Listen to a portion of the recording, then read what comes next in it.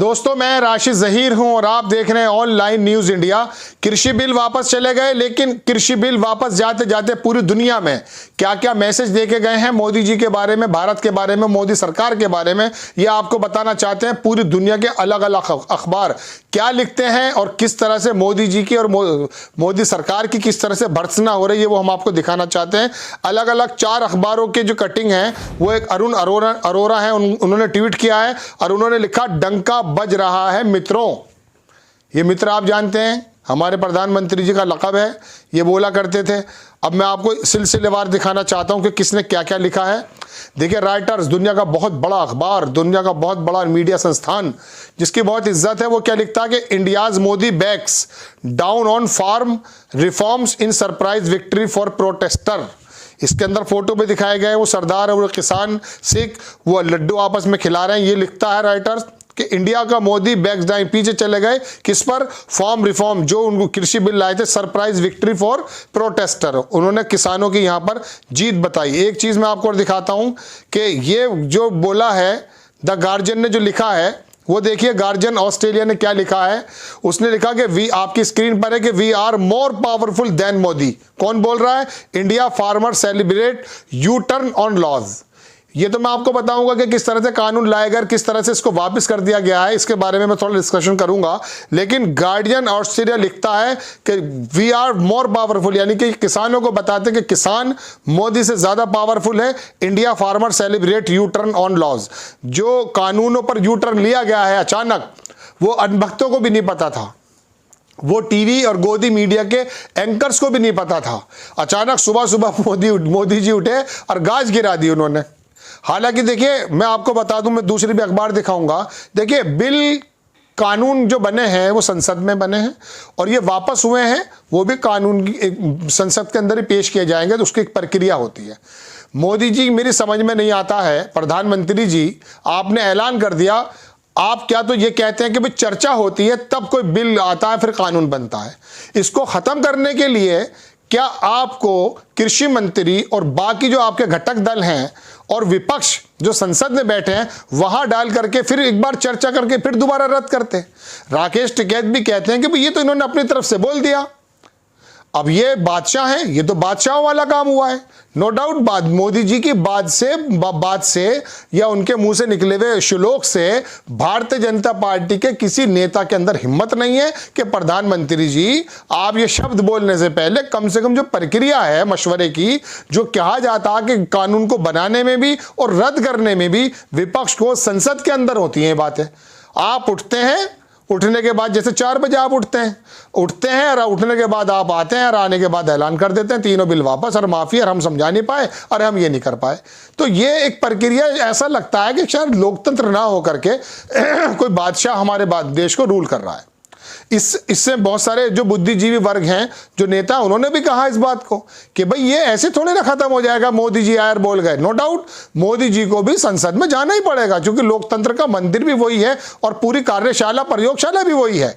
वहां विपक्ष का नाम भी काम होता है, आपकी पार्टी के लोगों का भी काम होता है। लेकिन आप उठे और आपने क्या वापस तो वापस। अब किसी ने ये नहीं कहा कि सरकार आप जरा सदन में तो आते, जरा मशवरा तो करते या विपक्ष की भी हाल पूछते। ना बनाते टाइम पूछा गया, पैंडेमिक के दौरान अचानक बिल को कानून बना दिया गया, और ना ही खत्म करने में किसी विपक्ष की भूमिका है और ना कृषि मंत्री की भूमिका है। इसका मतलब राकेश टिकैत सही बोलते थे। राकेश टिकैत से जब भी कोई बात करने जाता था या बात करने की बात होती थी तो वो कहते आप कौन हैं? अरे सरकार तो कोई और है, ऐसे तो बोलते थे वो। चलिए, आपको ऑस्ट्रेलिया का हमने गार्जियन बताया, उन्होंने क्या लिखा, we are more powerful than Modi. और बिल्कुल, हमारा अन्नदाता सबसे ज्यादा मजबूत है। मोदी जी भी हमारी तरह ही एक इंसान है, हमारे प्रधानमंत्री हैं, बस संवैधानिक पद ये है, लेकिन हमारा अन्नदाता देखने वाला वही बात है। चलिए, एक अखबार और दिखाता हूं मैं आपको। वाशिंगटन पोस्ट क्या लिखता है, India's Modi respond to dogged farmer protest with unexpected move. India के मोदी का एक रिस्पॉन्ड हुआ फार्मर के बारे में। वो शब्द क्या बताऊं, जवाब दिया उन्होंने किसानों को, ये बात उन्होंने लिखी। चलिए, एक चीज मैं और दिखाता हूं। एक अखबार और है, वो बाकायदा आग लगा रहे हैं, खुश भी हैं। बोइंग टू, ये है winning free press, bowing to protest India's Modi agree to repeal farm law. तो ये प्रोटेस्ट है, India Modi agree to repeal. Modi जो है एग्री हो गए काहे के लिए, हमारे जो किसानों के जो बिल लेकर आए थे इनके लिए वापस हो गए। अब हुआ यूं है कि लोगों ने भी अपनी राय देनी शुरू की है। इसके अंदर तमाम लोगों ने क्या क्या बातें कही हैं हम आपको सिलसिलेवार तो इतना नहीं बता सकते चूंकि इतनी लंबी लाइन है, लेकिन चलिए हम आपसे बात कर लेते हैं इस कृषि के बिल के बारे में कि पूरी दुनिया के अंदर कृषि बिल के बारे में ब्रिटेन की सांसद, उसके सांसद जो थे ब्रिटेन की संसद के सांसद, वो अमेरिका हो और यूएनओ से मुतालिक जितने भी यूएन वगैरह जो इनके संगठन है वो, और दुनिया के तमाम लोगों ने कृषि बिल के बारे में सुन लिया। अब एक बात बताइए मोदी जी, इस बिल को जब आप लेकर आए थे तो किसानों का कहना यह था कि भाई हमें बिठा करके मशवरा होता, चूंकि हमारे बारे में कानून बनाया जा रहा है। उनसे कोई बैठक नहीं हुई है। हाँ, कानून बनने के बाद 1 लाख पंचायतें आपने की, आप सिर्फ 2 पंचायतें करते, किसानों को बुला करके बात करते, भाई ये एक ज़माने से लांबित है, पिछली सरकारों ने भी इसको भी कुछ कहा, हम इसका कुछ स्वरूप बदल रहे हैं, इसके अंदर ये फ़ायदे होंगे। तो किसानों को कॉन्फिडेंस में लेकर के अगर आप इस कानून को लेकर आते तो ना तो सुप्रीम कोर्ट को इसमें बोलना पड़ता कि इसमें स्टे करना पड़ता, और ना पूरी दुनिया में इसकी फजीहत होती। हद यह है कि जब मोदी जी पहली बार जो बाइडेन से मिलने गए तो वहां जो बाइडेन को राकेश टिकैत संयुक्त किसान मोर्चा ने ट्वीट किया कि जब 2 राष्ट्रीय अध्यक्ष मिलेंगे तो हमारे बारे में बात हो। हालांकि हम नहीं चाहते, हम पर्सनली अपनी बात बताएं आपको कि हमारे घर के मसले हमारे घर के अंदर हल हो जाने चाहिए, लेकिन इन मसलों को, इस कृषि बिल के फजीते को, इस इश्यू को पूरी दुनिया के अंदर ले जाने वाला कौन था? अंधभक्त। उन्होंने किसानों को क्या नहीं कहा, एंटी नेशनल कहा, और तुम्हारा फंडिंग हो रही है, पाकिस्तानी कहा, चीनी कहा, कनाडा से ये हो रहा है। और तुम्हारे तमाम प्रवक्ता भारतीय जनता पार्टी के मोदी जी वो टीवी पर आते थे और आने के बाद तमाम की पूरे मुहिम को, पूरे आंदोलन को, उस आंदोलन को दागदार बनाने में किसी ने कोई कमी नहीं की। अब आकर के आप बोले कि मैं चंद किसानों को हम समझाने में विफल रहे। अगर ये चंद किसान थे तो बताइए जो बाकी देश का किसान अगर आपके साथ है तो आपने चंद किसानों के लिए ये कानूनों को वापस कैसे ले लिया? चलिए वो मशवरे की बात है, आप सर्वे सरवाएं आपने ले लिया, आपकी ज़बान है, कोई आपकी बात टालेगा नहीं, संसद के अंदर भी एक प्रक्रिया हो जाएगी। लेकिन ये बताइए मोदी जी, यह सरकार के जो नुमाइंदे हैं उनसे क्या ये सवाल नहीं होना चाहिए कि आपका जब मूड आता है बना देते हैं, जब मूड आता है ख़त्म हो जाते हैं? पूरी दुनिया के अंदर जो फजीहत हुई है, तमाम दुनिया के जो अखबार हम आपको दिखा रहे हैं, आज कह रहे हैं कि मोदी से ज़्यादा मजबूत किसान है। हमारा प्रधानमंत्री देश का सबसे मजबूत होता है। अन्नदाता एक दूसरे परिप्रेक्ष्य में कहा जाता है कि अन्नदाता है, लेकिन उसके बावजूद भी संवैधानिक पद पर प्रधानमंत्री की क्या गरिमा होती है? अब आज पूरी दुनिया के अखबार जो लिख रहे हैं, इस फजीते को, इस इश्यू को दुनिया से बाहर ले जाने वाला कौन है? आप और आपकी मीडिया, आपकी हट और आपकी जिद। और अब क्या हुआ? अब अचानक वापस चले गए। अब ये जो तमाम दुनिया के अंदर इश्यू बना करके अगर आपको ख़त्म करना ही था तो 600, जब आपने कहा मेरी तपस्या हमारी जो है भंग हो गई या पूरी नहीं हो पाई, ये किसान जो 11 महीने से 600 किसान शहीद हो गए, तपस्या मोदी जी आप कर रहे थे या किसान कर रहे थे? कौन कर रहा था तपस्या?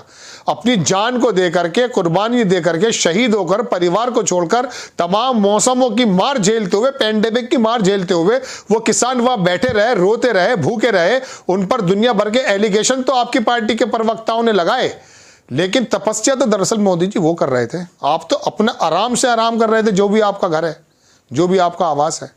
आपके तमाम प्रवक्ता गाड़ी एयर कंडीशन में आके, एयर कंडीशन ही स्टूडियो में बैठ करके किसानों को पेट भर भर के बददुआएं देने का काम कर रहे थे और बताना के काम कर रहे थे कि ये खालिस्तानी है, ये है।